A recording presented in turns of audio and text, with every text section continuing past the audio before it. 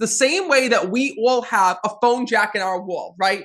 And I was actually shocked to hear that I was talking to someone the other day. I was talking to a teenager who had no idea what the hell a phone jack even was. All right. So back in the day when I was younger, there was these landline telephone jacks where you could literally plug in a telephone and make phone calls, right? Hopefully you guys know what I'm talking about, the landline phones, right? Well, what I want you to know is that most of us don't have landlines in our house anymore. Everybody has cell phones nowadays. But we always have that connection in our house. And believe it or not, we could call up the cable company or the telephone company, stick in a phone, and get that connection back working. Well, it's that same thing with you. So first of all, I want to explain to you about my life. I want to explain to you about how I knew that I was a psychic medium. And I want to share this with you because I'm sure that you may have had some similar experiences. And what I can tell you is this. Can you believe there was a time that I didn't even realize that I was a psychic or that I was a medium?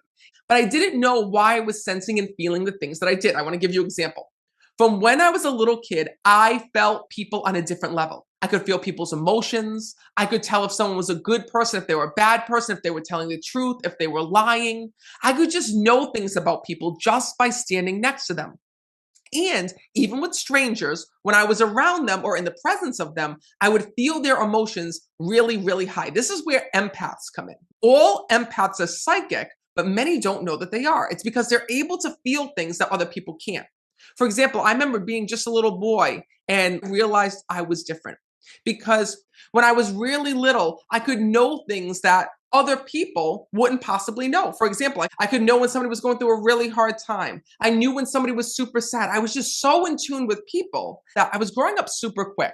Like I would understand things. I was like a sponge. I would absorb other people's energy. I would absorb other people's feelings. I could physically feel that pain. It was all throughout my life. And because I felt that pain, I could feel these things with other people. There was something else that I was feeling too. I was feeling the spirit world. And when the spirit world knew that they could communicate with me, the doors opened. So I want to share with you my experience because you may have had a similar experience. And like me, you may have pushed it away. I remember this all started around the ages of 3 and 4. I remember being just a little boy and I was so afraid to go to bed at night because I knew that anytime I was alone, and it wasn't just when I went to bed, it was anytime I was in my playroom, if I was playing in the backyard by myself, the voices would come. And what do I mean by that? I remember being just a little boy and hearing whispers.